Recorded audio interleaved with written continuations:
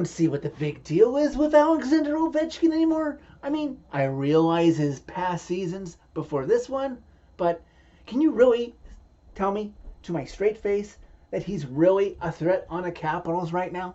Tell them, Johnny. Preds Nation, he has only 5 goals. There are 8 players on the Preds roster right now who have that many or more.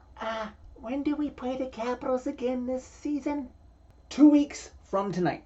Hopefully Ovi doesn't see this fan reaction video before that game and use it as motivation to destroy the Preds. Everybody's hands go up, way up, and everybody breathe a sigh of relief as the Nashville Predators defeat the Washington Capitals by a final score of 3-1 Saturday night inside Bridgestone Arena. No goals registered tonight from the big three of Forsberg, O'Reilly, and Gustav Nyquist. No problem, because this team is turning into a depth team, and when counted upon, Bruno, the coach, can send anybody out there in a key situation and get the job done. It's just all going the Preds' way right now. This team, if you're keeping track, has won 4 in a row, and somehow, after seemingly in the deepest, darkest hole ever, have now won 13 of 16 games. Preds have returned home after a thrilling victory last night in Carolina, in case you missed it. The Preds are playing in their second half of a back-to-back and go with UC Sarlson net as per usual. And the Capitals are playing on the first half of a back-to-back. They'll be playing in Carolina Sunday night. Preds put Capitals goalie Charlie Lindgren under some pressure early, but can't score right off the hop. But soon after that, the Capitals take the first penalty, a penalty for delay of game, and not long after that, a familiar face who's not necessarily a star but is a fan favorite would answer the call. Preds with good zone time in the Capitals zone, solid possession, not letting the puck out. The puck comes to captain Roman Josi, who lets a shot go on net, and tipped on away there is Colton Sissons. Beautifully gets the puck past Charlie Lindgren. Then the Preds open the scoring up 1-0. Preds maintaining their lead, and next to opening the scoring, I think the most impressive part of that first period for the Preds was when Ryan O'Reilly lost a stick blade, and thank God he wasn't hurt, but he wills himself crawling on the ice to the Preds bench. The rest of the team defends well since they were basically down a man, since O'Reilly couldn't stand upright. O'Reilly is able to get off, get a new blade, and resume play as normal.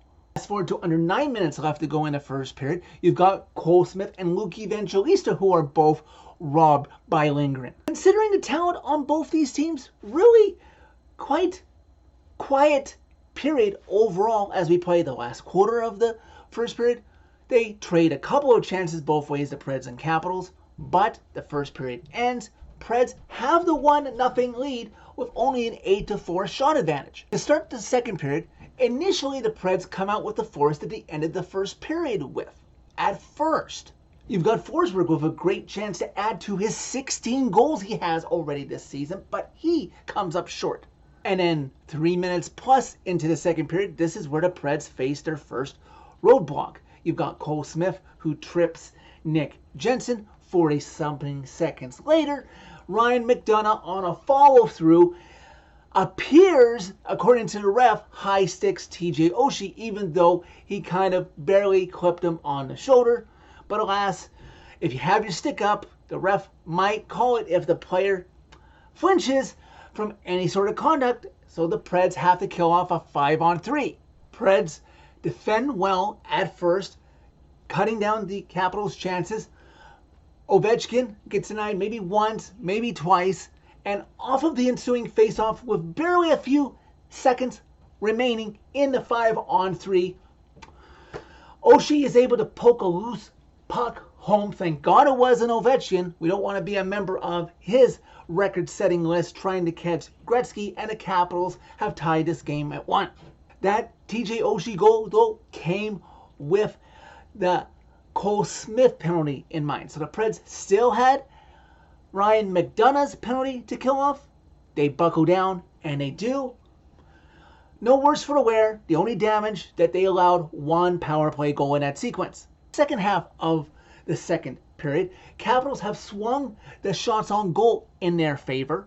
Reminder that the second period is where you have the long line change. So Preds trying to get any type of line change they can, partial or full, as they try to get a whistle, but play continues. There was a point in time where Tommy Novak was playing without his stick. So yeah, there was a full healthy 5 men standing for the Preds in their defensive zone as they are under fire, trying to make sure that Capitals don't score again on UC Saros. But just under 7 minutes left to go in second period, the Preds' prayers would be answered by a guy who we've been wanting so much out of, and he finally answered the call, at least here. Preds on the back check, and finally they get it clear thanks to fan favorite Cole Smith, who's able to get his stick on the puck and get in the head to Philip Tomasino. Is he going to, after being under so much duress? Yes, he dinks out Lindgren and puts it by him, and the Preds have reclaimed the lead up 2-1 on Washington. That is only Tomasino's second of the season, but boy did the Preds need it. Did you catch the stat that Willie and C-Mace threw out? If you're listening to the Bally Sports South broadcast, there was a period of time of 7 minutes and 53 seconds without a stoppage. The Capitals had so many instances when they could have retaken the lead, but the Preds held the fort down, and finally, Tomasino, of all people, put the Preds back on top. Fast forward to about 2 minutes left to go in the second period. Capitals trying to shoot from anywhere, seeing if they can get anything by Saros. So few shots actually registered, but so many shots taken. Eventually, the final seconds in the second period tick down. The horn sounds. Preds players and the fan base can breathe a sigh of relief. Up 2-1 with 20 minutes left to go. Big third period coming up for the Preds in this game. And if they win, the 2 days off they have ahead of them will feel so amazing as a break from this compressed schedule they have been playing in December. Alexander Ovechkin gets called for slashing Philip Forsberg's stick away from him. Ovi's not happy, but it was the right call. So the Preds get the break of going on the power play, and 2 minutes where Ovi won't be on the ice unless they score. Preds maintain possession in and out of the Capital zone for basically the entire 2 minutes, and just after the Ovi penalty expires, Preds deep in the Capitals zone, right up to the net, and you've got Yakov Trenin on this side of Lindgren, and the puck over there, he reaches his stick somehow and deflects it backhand in past Lindgren. Yakov Trenin has done it again. He gives the Preds an extended lead, now up 3-1, and does his patent leap into the glass. Somebody from the team store for the Preds has to capitalize, pardon the pun, capitalize on this and make a bobblehead of Yakov Trenin in the leaping formation, because that's his move now after he scores. Leading by 2 now, the Preds have to play aggressive, but not overly aggressive that they give the Capitals any odd man rushes, since the Capitals will be pinching down by 2, desperate to get a goal before they can even think about tying it. Lo and behold, you know the refs are going to look for something when one team is down by 2 or more goals. It always happens.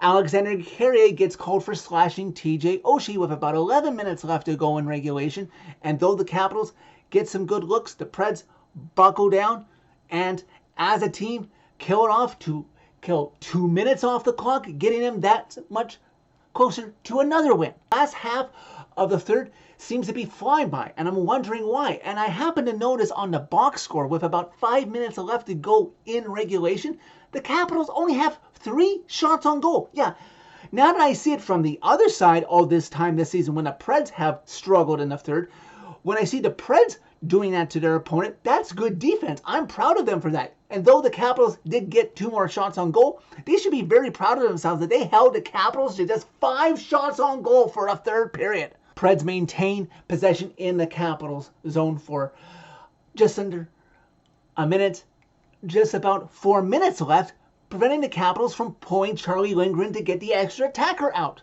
Just over 3 minutes left to go in regulation now. Capitals get an offensive zone faceoff in the Preds zone, so they pull Charlie Lindgren for the extra attacker.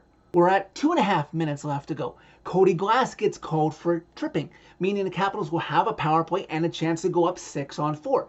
But alas, the Preds will be able to just ice the puck to their heart's content and not get called for icing.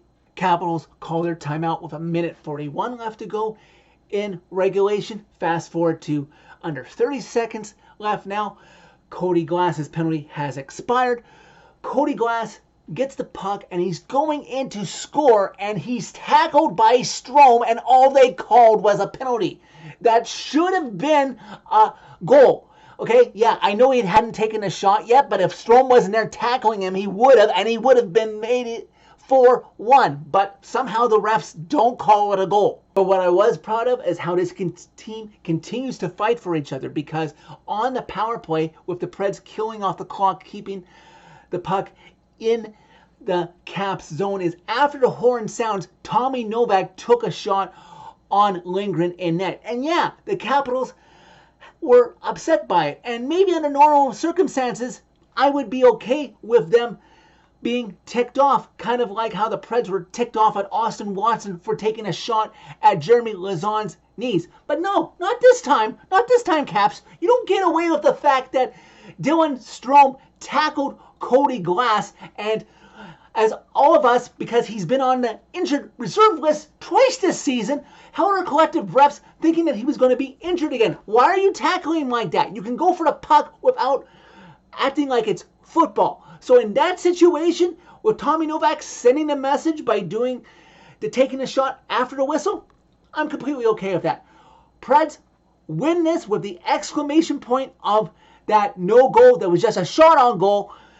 Defeat the Capitals by a final of 3-1. With this victory, Preds Nation, the Preds have now won 4 in a row, 6 of their last 7, and 13 of their last 16 games. Preds Nation, if this team is somehow able to do something magical this spring, in retrospect, further down the road, they're going to have to write a book to let us all in on what the heck happened to turn this ship around after this team won 5 of their first 15 games. With this victory as well, if you didn't hear, UC Saros ties Thomas Vokoun for second all-time in wins in franchise history with 161.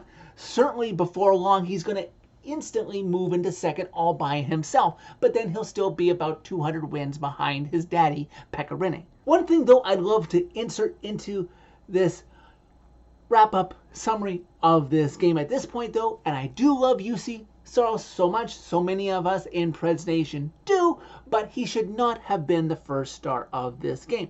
Look at his shot total. He didn't have to save the day. You know who did have to save the day during that long stretch in the second period without a whistle, when almost everything was getting to Saros but not beating Saros? It was Philip Tomasino with that breakaway to let the boys take a collective sigh of relief and give them back the momentum and give them back the lead. Now, he may have not been named first star in the building, but I suspect and I trust in this roster that in the locker room, that maybe in a day or so to come when we see the post-game celebration, that the belt will be given to Tomasino for this game because he deserves that recognition.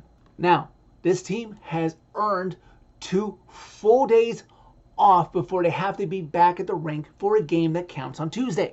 The Vancouver Canucks come to town, as they hope, well, maybe not so much them as I hope, they don't get swept for the season series by the team that I am forced to endure living in the city of Vancouver. Then they'll have the short Father's Day trip up to Philadelphia on Thursday before coming home to finish before the Christmas break against Dallas in a Saturday afternoon matinee before Christmas. Thank God they've created some cushion in the first wildcard spot between them and teams fighting for the second wildcard spot, so I don't have to panic if they lose any of these 3 games this week. But the fewer next to 0 games they lose this week, even better for our psyche going into Christmas break. So that is it for this video. Thank you very much for watching. As always, click like if you liked this video. Click subscribe if you really liked it. You can find my social media by clicking on a channel name. Tell all your friends about Redemption as we inch closer and closer with more new subscribers every day. and I don't know what it is right now, but I'm happy to see that this team is fighting, playing, and winning for each other.